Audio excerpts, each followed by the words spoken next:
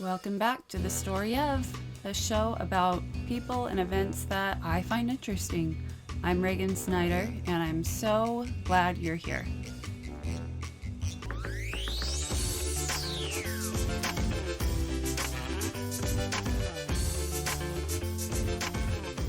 Everybody knows Selena. She doesn't even need a last name.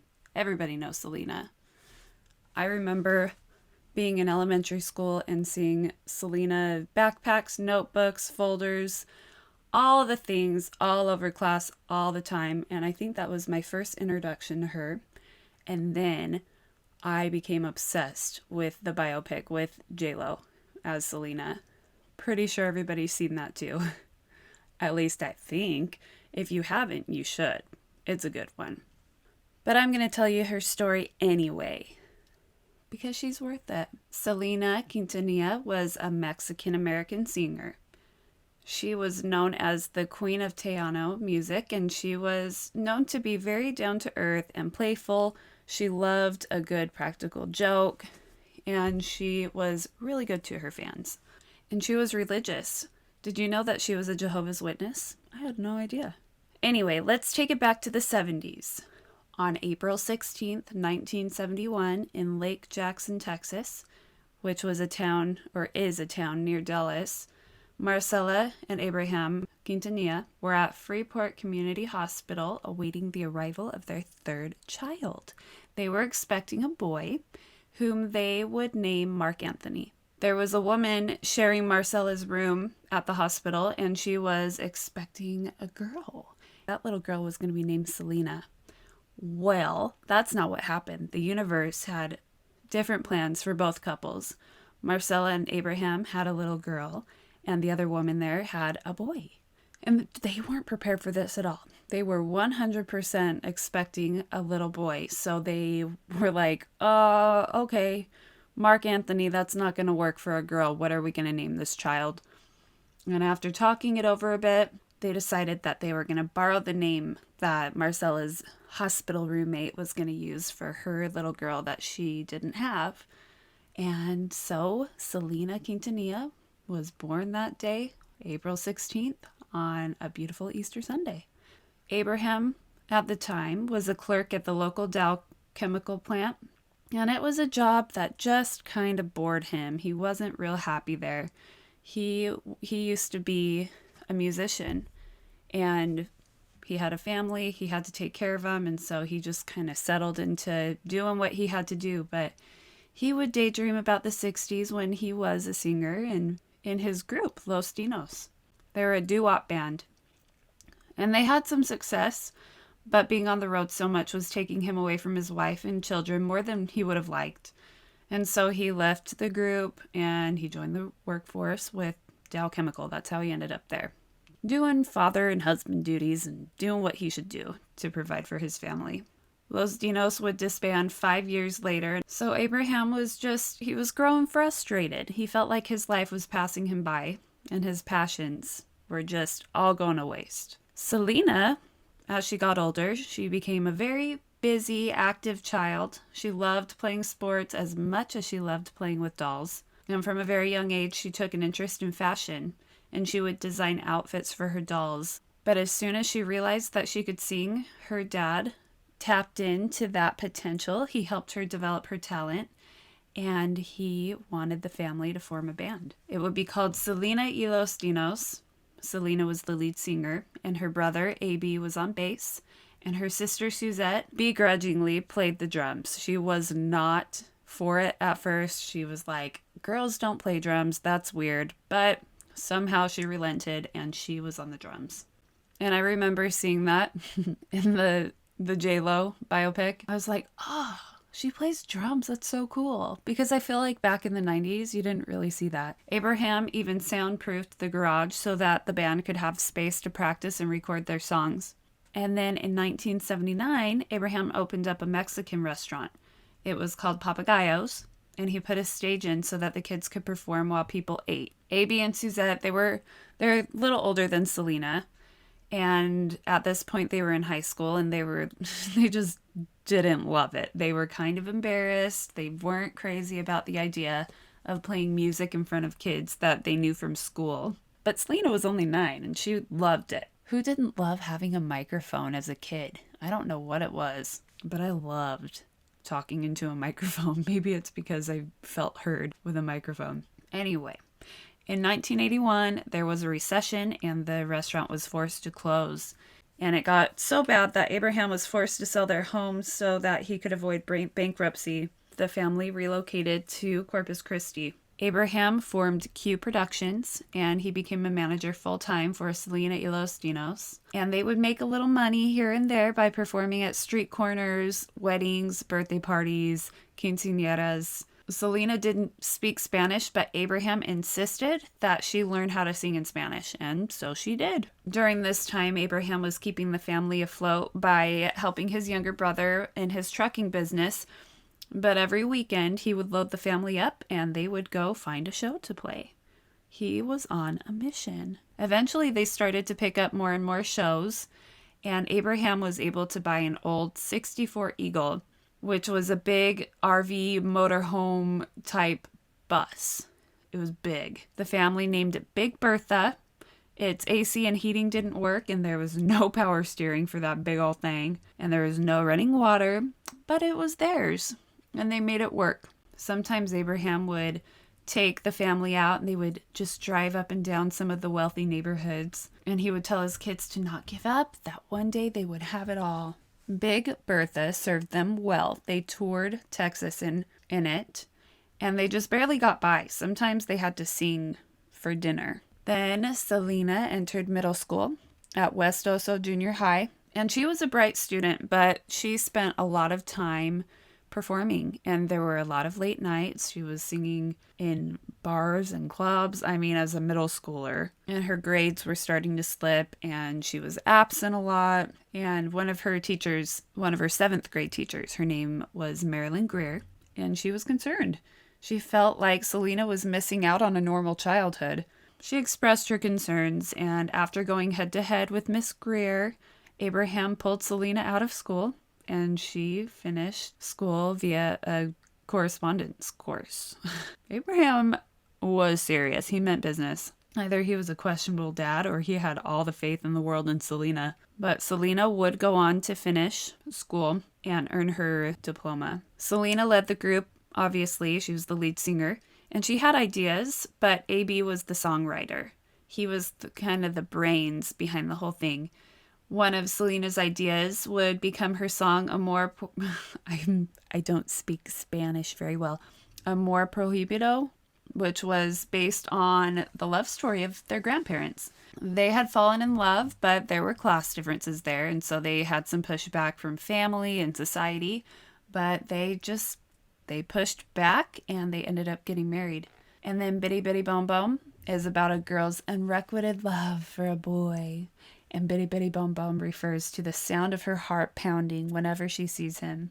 Selena always strived to keep her music clean and family friendly. Her dad was really intent on keeping her image very pure, but she loved to do it up on stage with the costumes, which makes sense. She was really into fashion and designing, and people would call her the Mexican Madonna because she would perform in things like spandex, bustiers with unbuttoned jackets, big old bell bottoms, lots of sparkle.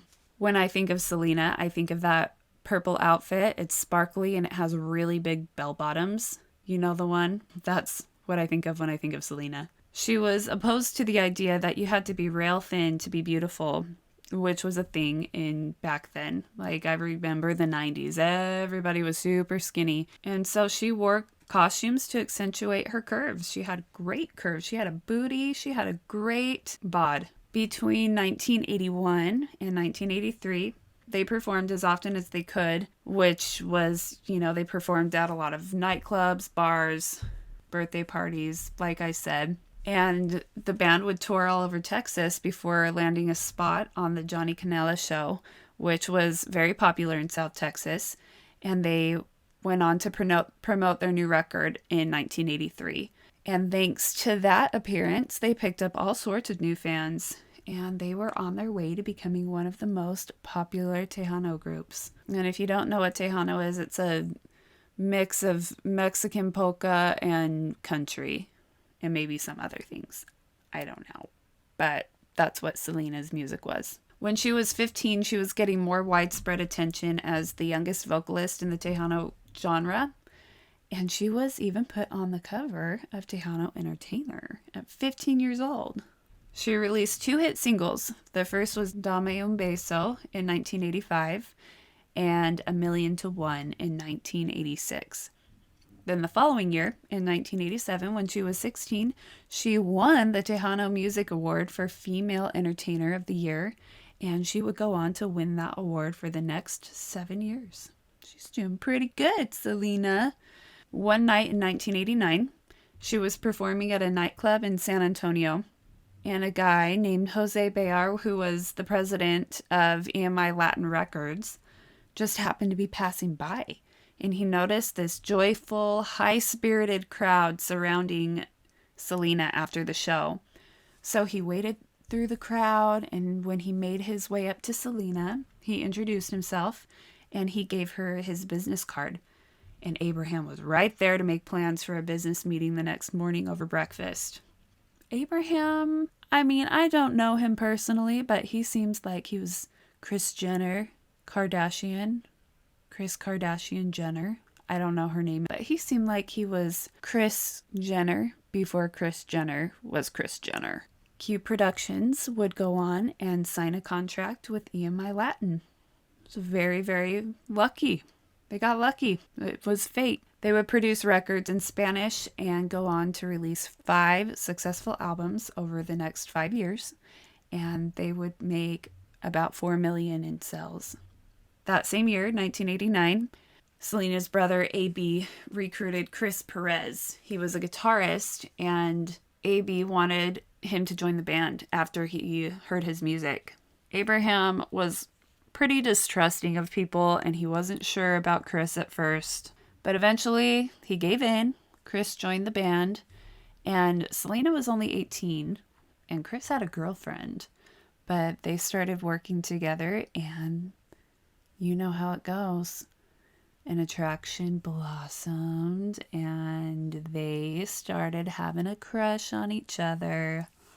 After he had been with the band for about a year, Chris knew that he and Selena's feelings for each other were just so intense and so overwhelming that he had to give the relationship a chance. Even though Abraham would hate it, and even though it might cause trouble for him with the band. So they began to secretly see each other. And it was hard to find time to be alone together, I can imagine.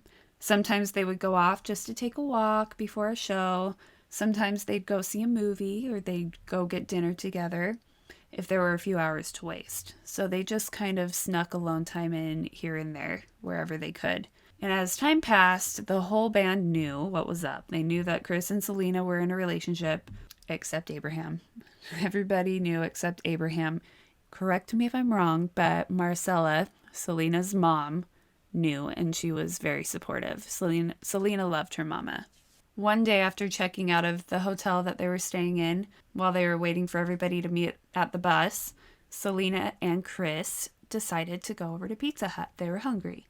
So when they got there, they ordered their pizza. Chris assumed that they would just get it to go, but they went and they sat down at a table. And Selena started to ask Chris about his feelings in the middle of this Pizza Hut. She said that she was really happy with him, but she wanted to know where their relationship was going. And that's when he unloaded all of his feelings on her.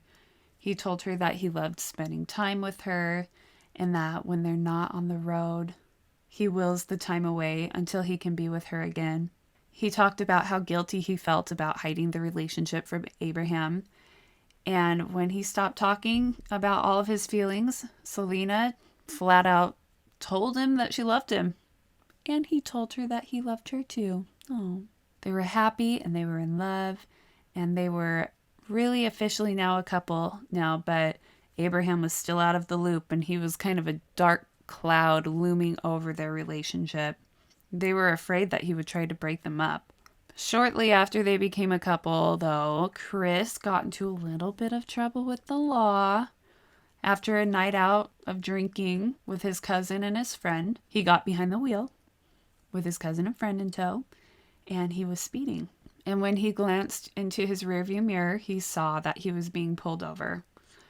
When he finally stopped for them, there were several police cars forming a barricade around them with guns drawn. According to the police, Chris had initiated a high-speed chase, which he claims he knew nothing about, but that was not the truth. But Chris's cousin started yelling and swearing, and one of the cops came around and pulled him out of the car by his hair and pinned him to the ground. And when Chris saw this, he was pissed and he lost it. So within minutes, Chris and his cousin were being taken away in handcuffs, and the police just told their friend that was with them to just run, don't look back, just run. He was nervous about what Selena would think or do or say when she found out about this, but she stayed calm. She did come down on him for drinking and driving, but overall she had his back and believed what he said about what went down with the cops. He had to tell Abraham, and so he did. He manned up. He told Abraham the truth. And to his surprise, Abraham wasn't angry. He told him that he was sure everything would be fine and that he needed to be careful because the band needed him. And he hugged him. And that was that.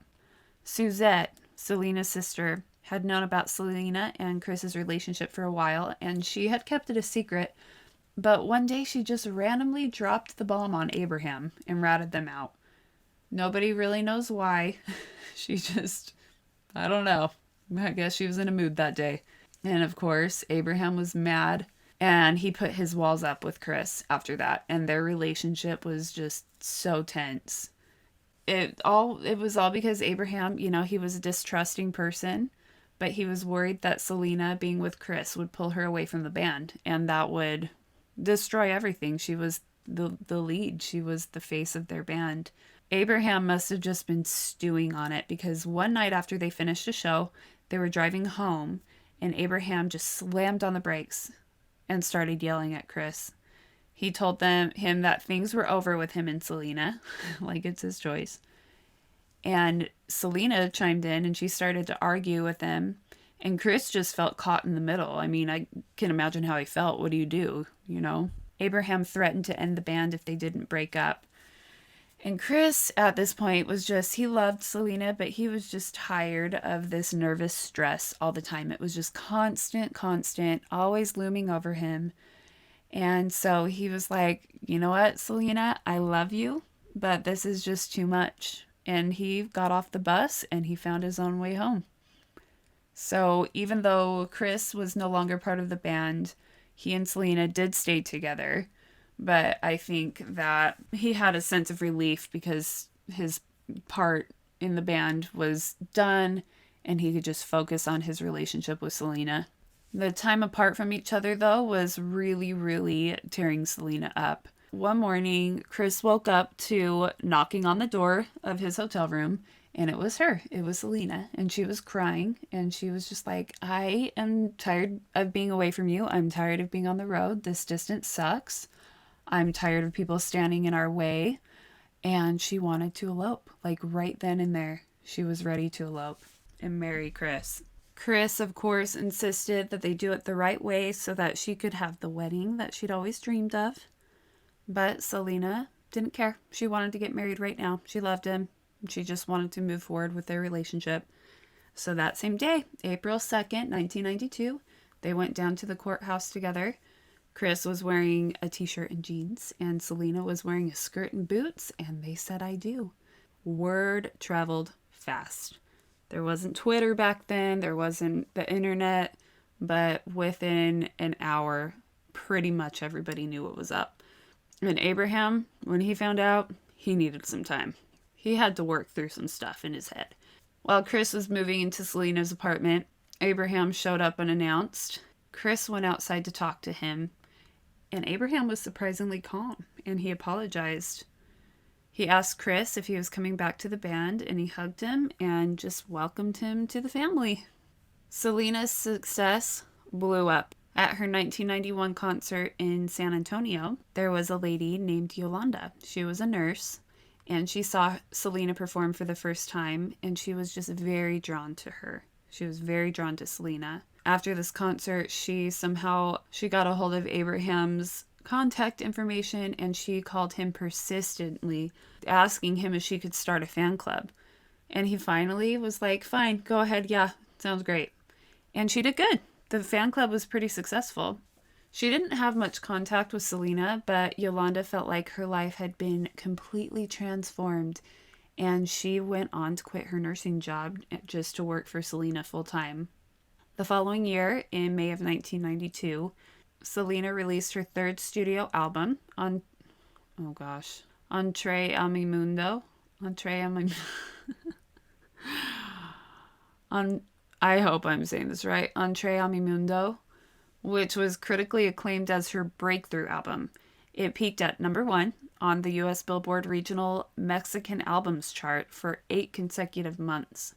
And then she was booked for a high-profile border press tour in Monterrey, Mexico. And Como the Floor, it's my favorite song by Selena. That would become her signature song, and that led her to become very popular in Mexico.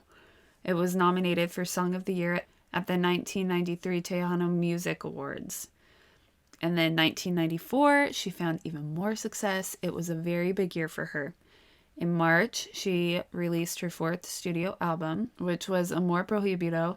And then a couple months later in May, her live album, Selena Live, won the Grammy Award for Best Mexican American Album and named Album of the Year by Billboard Latin Music Awards. 1994 was also the year that Selena tapped into her designer side. She began designing and manufacturing a clothing line, and she opened 2 boutiques. They were called Selena Etc. There was one in Corpus Christi and one in San Antonio, and both of them even had in-house beauty shops, beauty salons.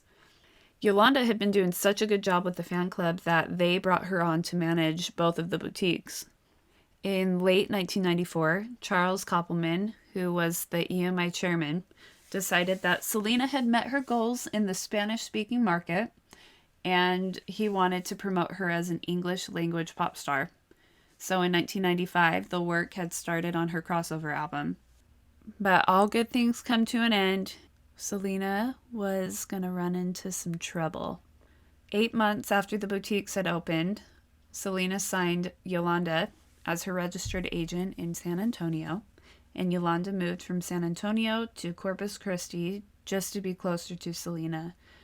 The boutiques were doing really well, but in December of 94, the staff had decreased in both stores. There was something going on.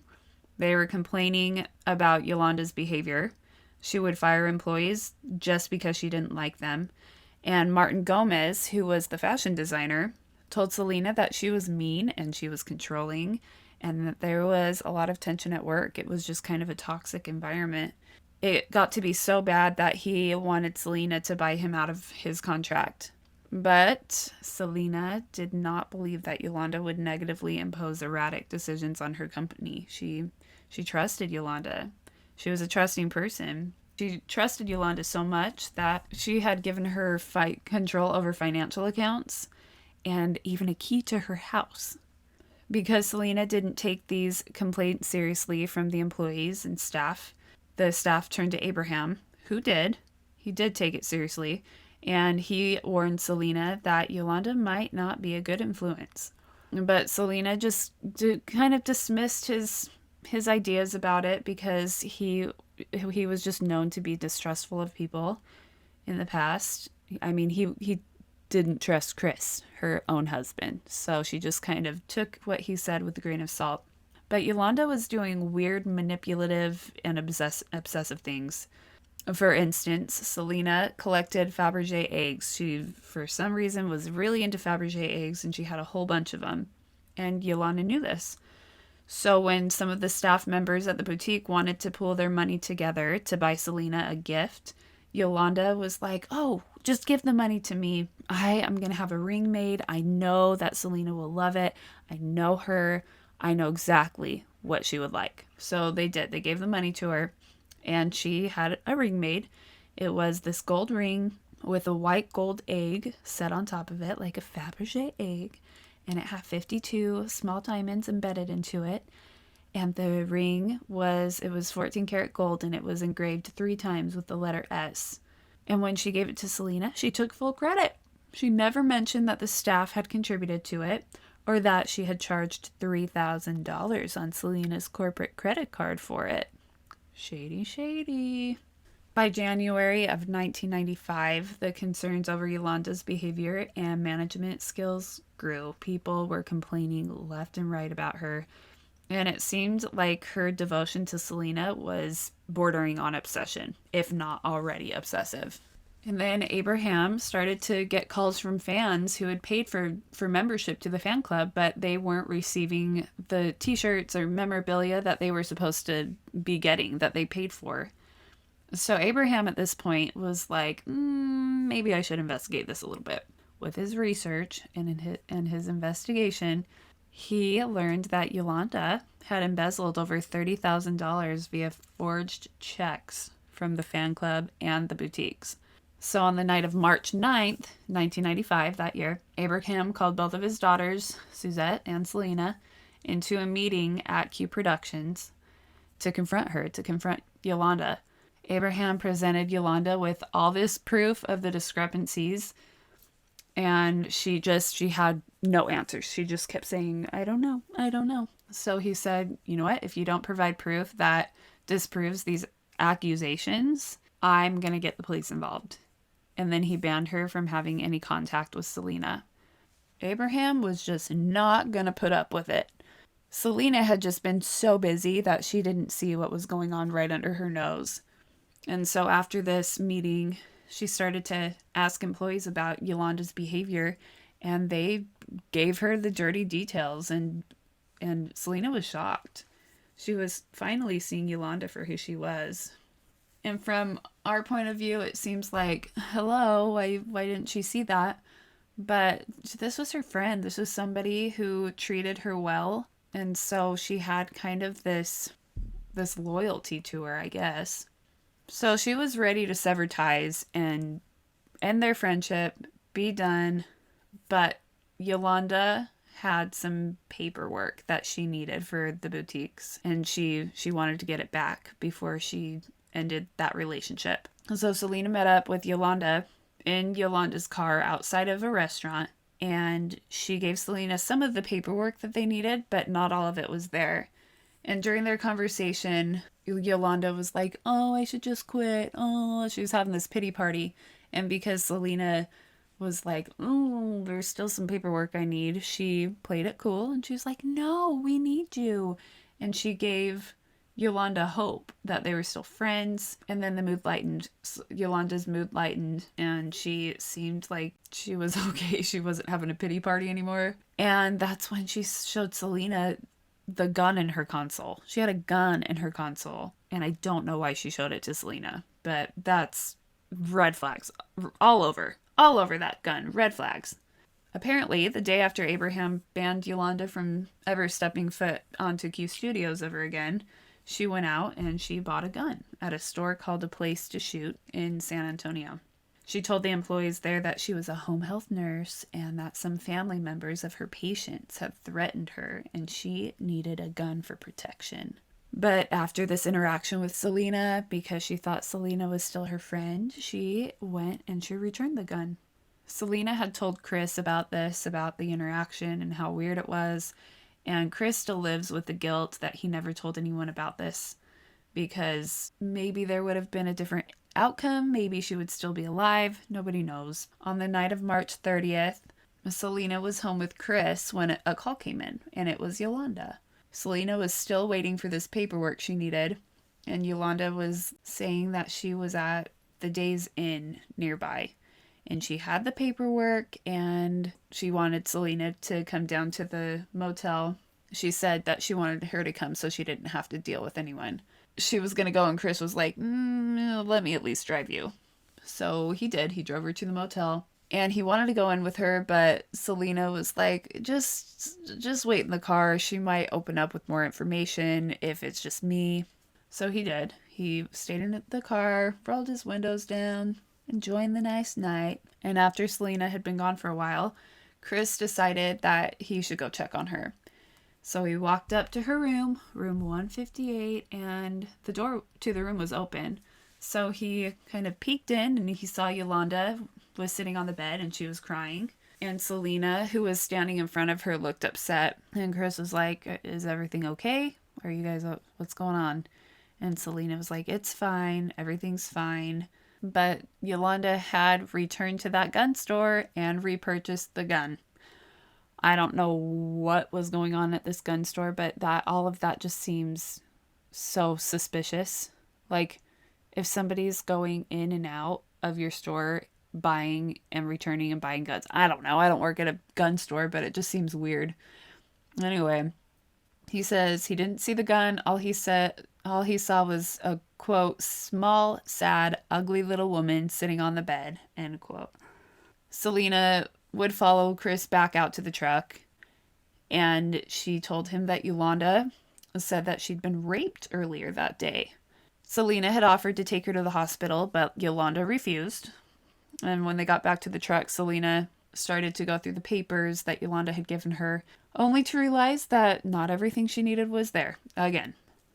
She almost went back in, but Chris talked her out of it. He was like, she'll probably just have some excuse why she doesn't have it. Let's just go home.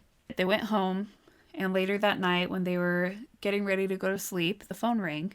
And it was Yolanda again, and she was telling Selena that she had found the missing papers and to come back. Chris was like, no, it's so late, let's just deal with it later. And when Selena relayed this to Yolanda, she started talking about the rape again. She's just so manipulative. And Selena once again offered to take her to the hospital, and once again she refused. So she just hung up the phone and decided to deal with it the next day. The next morning, Selena woke up before Chris did, and she was headed to the Days Inn to take Yolanda to the hospital. She was in a place where she just wanted to prove that Yolanda was lying. So she took her in. The doctors found no evidence of rape. And on their way back to the motel, Selena called Chris and just to check in. So Chris went grocery shopping with his dad. He was out for a little while. And when he got home, there were a couple of messages on his answering machine, and they seemed kind of weird. And then the phone rang, and it was Selena's Aunt Dolores. She told Chris that Selena had been in an accident and that she was at Memorial Hospital, and Chris needed to get over there right away. Chris's initial thought was that it must have been a car accident. Back at the motel, after Selena had spoken with Chris, they got to the motel, and there were guests nearby, like neighboring guests of the motel, and they overheard the two of them arguing it was just before noon. And Yolanda shot Selena in her right shoulder when she turned to run away. And she was running, bleeding and crying all the way to the hotel lobby. And she was screaming for somebody to help her. And Yolanda was chasing her. And when she got in the lobby, she's like, lock the door, lock the door. She ended up collapsing in the lobby. Just before she lost consciousness, she was able to name who had done this to her. At some point, she had taken off that ring that Yolanda claimed was from her, and the paramedics found it in her hand. So I'm not sure what the conversation was between the two of them, but it was probably her severing ties, and Yolanda just lost her mind. When the police arrived, they found Yolanda locked in her truck, and she was holding the gun up to her head, and she was crying and saying over and over, I can't believe I killed my best friend. And the police were stuck in the rain for almost 10 hours in a standoff before Yolanda was finally arrested. Meanwhile, Chris went to the hospital, and he was led to Selena's room, and he just knew by the expressions on everyone's faces that something was wrong. It just made his stomach twist. And Abraham was the one to deliver the devastating news that Selena was gone. It was just 2 days before her and Chris's third anniversary. When Yolanda had shot her subclavian artery was severed, and by the time that she had gotten to the hospital, she was clinically brain dead. And they tried to revive her, but there was just nothing that they could do. Her funeral was held in Corpus Christi at the Seaside Memorial Park, and more than 60,000 people attended. There were people coming in from out of the states for her funeral. Some of the attendees were Madonna and Gloria Estefan, and fans were lined up for a mile long to view her casket. It was a closed casket, but they wanted to pay their respects. It was surrounded with 5,000 white roses, which was her favorite flower. And Yolanda's story, Yolanda claimed that she was planning on committing suicide in front of Selena, and that when she gestured with the gun, it went off and it hit Selena, so it was an accident. But the jury on her trial saw right through that lie. They only took a couple of hours to deliberate, and Yolanda was sentenced to life in prison for murder with a deadly weapon. The judge ordered that the pistol that Yolanda shot Selena with be chopped into 50 pieces, specifically, and they were scattered across the bay in Corpus Christi. Yolanda's up for parole in just a couple years, in 2025. That'll be interesting to hear about. Yolanda continues to maintain her innocence, saying that it was an accident, and she tried to spread rumors about Selena and her family, like she hasn't done enough damage already. One of Chris's regrets was not going to listen to Dreaming of You in the studio. Selena, he was working with Abraham on something, and he got a call from Selena, and she really wanted him to come down and see what she had done with the song. And he was like, "Oh, I'm right in the middle of something with your dad. I'll listen to it later." Of course, now he has so many regrets. He wishes he would have gone down. It was one of the last times he would have heard her sing. And the album, Dreaming of You, was released a couple months later in the summer of 1995 after Selena's death. The album, I'm sure you know it. It has both Spanish and English songs, and it was her biggest musical success. It debuted at number 1 on the US Billboard 200 chart. It sold 175,000 copies upon release and 2 million in its first year. After Selena's death, Chris grieved. He's probably still grieving, but he continued to work as a guitarist, and he actually won a Grammy in 1999 for Best Latin Rock Alternative Performance for the song Resurrection. And he also owns a hot sauce company called Perez Pepper Sauce. He would go on to get remarried to a woman named Vanessa Villanueva in 2001. They had 2 children together, but they ended up divorcing in 2008. And then in 2012, he published his book, To Selena with Love, which describes his relationship with her. Suzette stopped playing the drums after Selena died, but she works as CEO and president of operations for Q Productions, and she also manages the Selena Museum in Corpus Christi, and she shares a son with her husband Bill Arriaga. And then AB in 1999 formed a band called Los Cumbia Kings with Chris, and their debut album was gold certified, and it earned a Grammy nomination for Best Tejano Performance. The band actually released 7 albums before they ended up disbanding in 2006. But AB still releases new music today, and he works as a music producer. He's been married 5 times, and he has 8 whole kids. Just the 8. 2 sons, 6 daughters. And when Selena was alive, she had always encouraged kids to stay in school, to stay off drugs, and she led by example. She was a good role model. She had a special place in her heart for her fans who seemed to be facing more obstacles than most people, and she would always make time to meet them. So after her death, her parents started the Selena Foundation, which is a charity that helps kids in need. Their mission statement is to offer the motivation that every child needs to complete their education, to live moral lives, to love their families, to respect human life, and to sing whatever song they were born to sing. That is Selena's life in a nutshell. Thank you so much for being here. If you want to contact me, you can do so on my Instagram at Reagan Tells Stories. If you have a great idea for a story, send me a message, and I will see you next time. Bye.